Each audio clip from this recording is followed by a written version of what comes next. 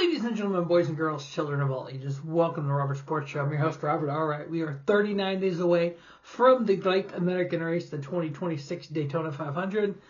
We found out today that Jimmie Johnson in the number 84 will get the world-class driver provision, so there'll be 41 cars in the 2026 Daytona 500. The 84 with Jimmie Johnson will get no points and no purse money.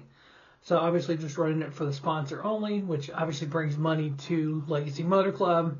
So it'll definitely make it worth it for him to get out there and be in the race. I don't know if I like it or hate it. And I'll tell you why. Because the fact I know, based on what these teams and the lawsuit we went through, what it costs for these teams to just show up at Daytona.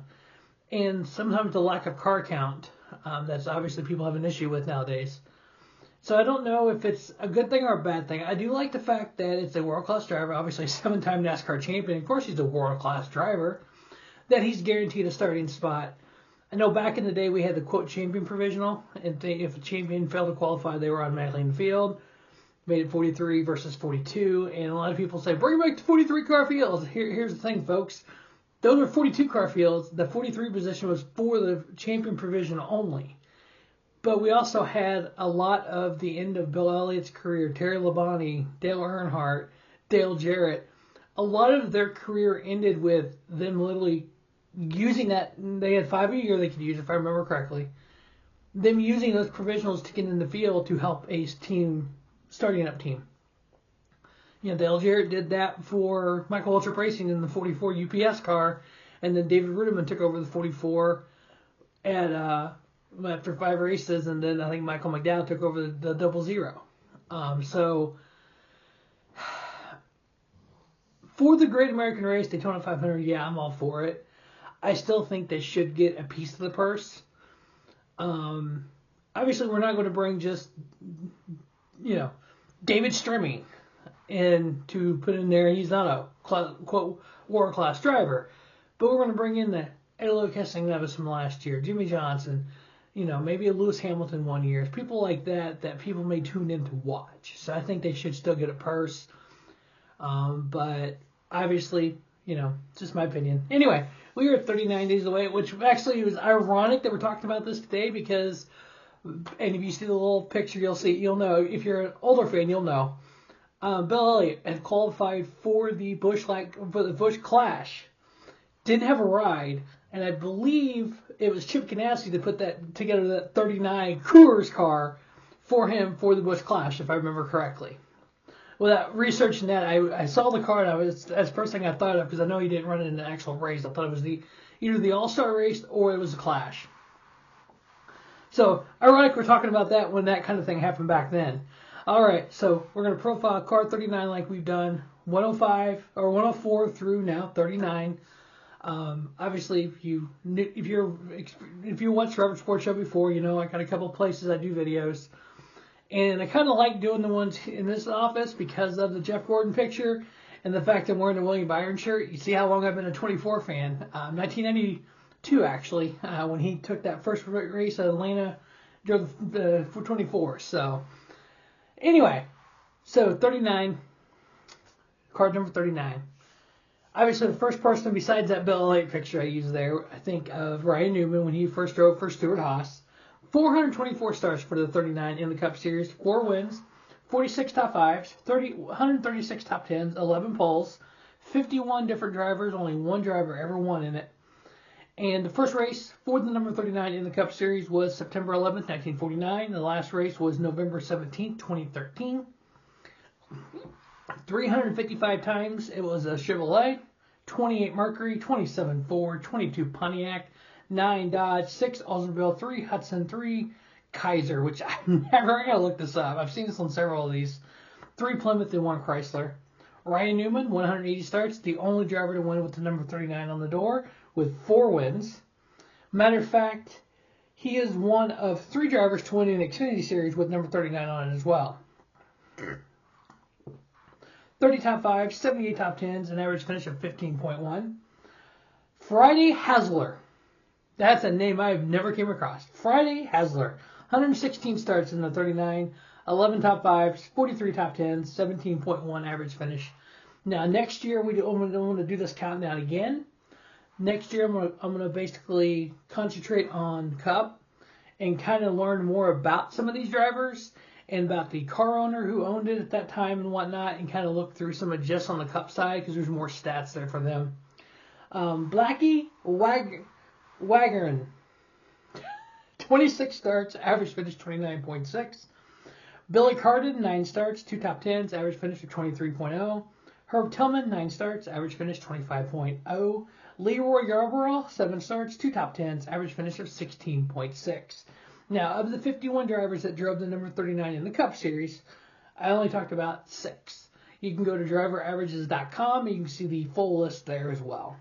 And that's where I get most of this information from. Between Racing Reference and Driver Averages is where I get the vast majority of the information from.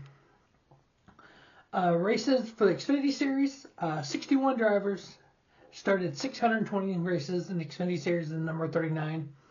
3 different drivers won 9 races, 39 top 5s, 96 top 10s. The first race for the 39 in the Xfinity Series was May 29th, 1982. Now remember, prior to the Xfinity Series, or now it's the O'Reilly Auto Parts Series, prior to the Busch Series then, there was a Sportsman's Division.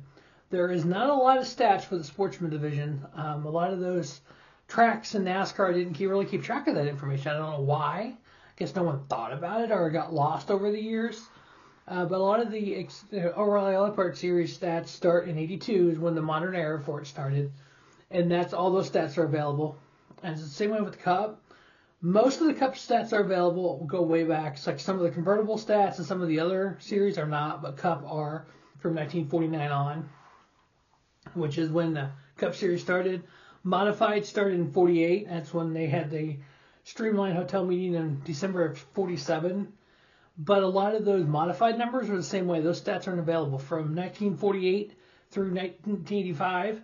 Some of those stats aren't even around. You can't even find them anywhere. So, but yeah, I'm glad I'm able to get the stats I get. Like I said, racingreference.com, driveraverages.com.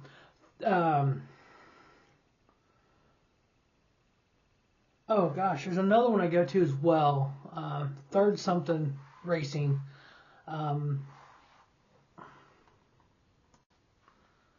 Third Turn Racing is the other one that I go to. So I can go there and get a lot of the stats that some of the stuff that Driver Averages and or Racing Reference doesn't have. So in the Xfinity Series, 620 starts altogether. Ryan Sieg made 384 of those. He's got 21 top 5s, 70 top 10s, average finish of 18.2. That close to a win.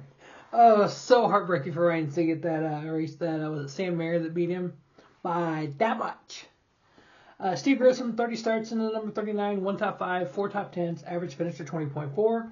Ryan Newman, 14 starts in the Xfinity Series with 6 wins, 10 top 5s, 11 top 10s, and average finish of 7.9. Mitchell Clark, 13 starts, 1 top 10, average finish of 24.3. Josh Richards, 13 starts, average finish of 25.1. Joe Gacy, 11 starts, average finish of 30.5. Kurt Busch, 8 starts in the number 39 Xfinity car, 2 wins, 6 top 5s, 7 top 10s, average finish of 5.1. On the truck side, 139 starts, 1 win, 1 top 5, 11 top 10s, 12 different drivers have driven the number 39 in the Craftsman Truck Series, only 1 winner. First race was August 25th, 1996. The last race was February 28th, 2015. Austin Dillon made 1 start in the number 39 Craftsman truck, 1. So 1 top 5, 1 top 10. Average finish of 1.0. Ryan Sieg actually made the most starts. I actually had forgotten Ryan Sieg was in the truck series for so long. 101 starts, actually. 7 top 10s, average finish 19.7.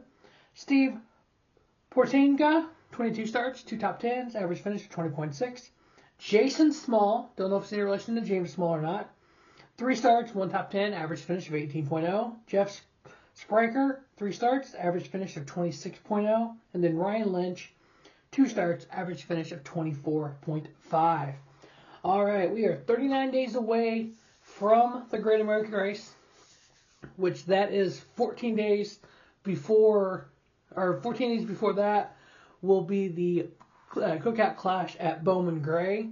So we're 25 days or so away from that.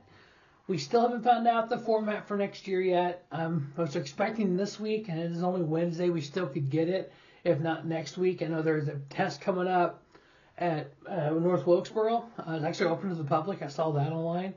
It looks like one car per organization will be there, so that'll be interesting to see how that new short track package with the 750 horsepower and everything, what that's going to do. I'm glad they're bringing a bunch of cars. That way we can kind of see what it's going to do, because I know it's been some of the issue in the past was they only tested with like 1 or 2 cars, maybe 3, one for each manufacturer, so you weren't getting that pack little run. So I like the fact they're doing it in North Wilkesboro. I mean, I'm hoping it may be a little cold there, so maybe Goodyear can figure out a tire that's going to wear like that Bristol tire did in the cold.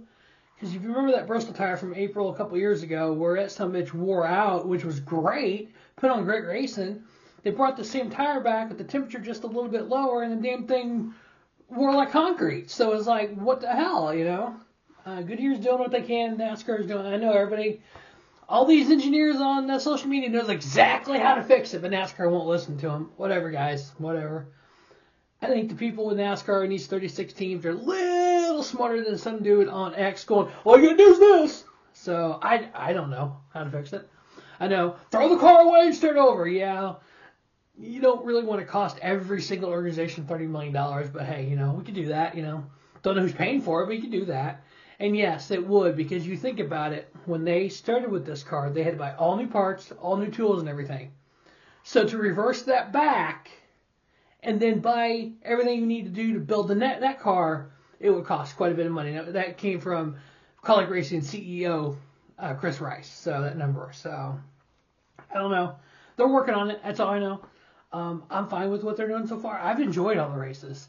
There is ways to find enjoyment from all these races. And I do every week. Truck Series, Xfinity Cup, IndyCar. I find enjoyment when I'm watching it. It may not be my favorite driver running well. Maybe, you know, because I don't have one driver anymore. Once the old 24 guy retired and Jeff Gordon, I don't have just one driver. I got 5 or 6 drivers that I like. And I got, you know, obviously you see my t-shirts when you watch my videos. But, yeah, I got multiple drivers I only have t-shirts for that I like. So, as a matter of fact, I'm going to be doing a driver profile of some of my favorite drivers before the season starts. And kind of like, I think I'm going to do 6. I think there's 6 that I really, kind of my top 6, kind of, these are the ones that I'm watching the race. I'm looking at the pylon, looking for these guys first. And then I'm looking for some other guys that I kind of don't hate kind of deal. But there's only 2 guys I hate. One's got a 5 on the side, and one's got a 6-0 on the side. But anyway. So, 39 days away from Daytona, 25 days away from Bowman Gray. It's going to be a fun season. I'm excited. Can't wait. Make sure you check out all the videos on the Robert Sports Show, pro wrestling, NASCAR, football, the entire gamut this year. Hopefully, it's going to be a great 2026. Thanks for watching Robert Sports Show. Don't just have a great day. Have a spiffy day. Robert Sports Show, your YouTube leader in sports channel content.